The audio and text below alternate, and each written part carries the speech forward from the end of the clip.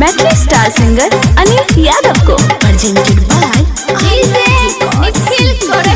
जाय छियो ससुरा जानो बाय बाय बाय नहीं करी है हमरा खातिर हाय हाय हाय जाय छियो ससुरा जानो बाय बाय बाय नहीं करी है हमरा खातिर हाय हाय हाय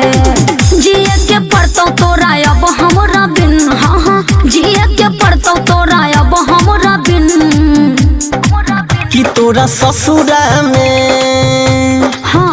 तोरा ससुरा में जाके जान किनबो जमीन हम वही जे चलैबो धना कुटी के मशीना तोरा ससुरा में जाके जान किनबो जमीन हम वही जे चलैबो आटा चक्की के मशीन। सही में DJ Sumit Satish DJ Sumit Satish DJ Sumit Satish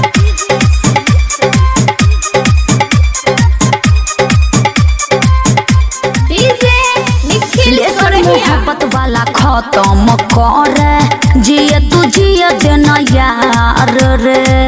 केहू न जनतो रोजे कोनो बहाना घरे घूमियबो तोहार गे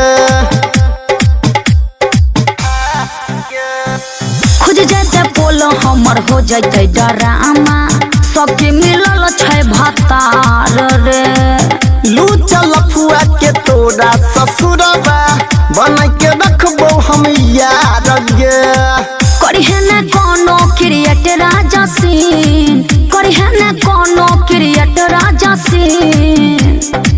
गे तोरा ससुरा में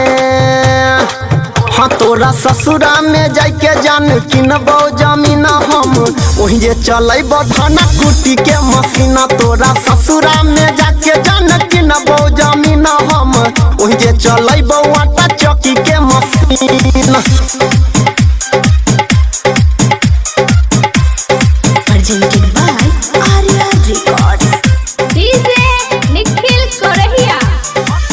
अनिल यादव हमर नाम गे छियै धान कुटे अइबो तोरा गाँव में घरवा के आटा पानी सब कुटनी पिसनी कर देबो फिर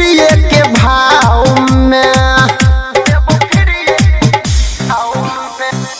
राइटर सोनू किए हमरे पतोहर बैस गेलो किया चाओ रे हो जेते यारिया बाबू ढेर बदनामी आ जेते जदी हमर नाम रे अंतरा प्रियंका कहे प्यार नहीं छी अंतरा प्रियंका कहे प्यार नहीं छी हे तोरा ससुरा में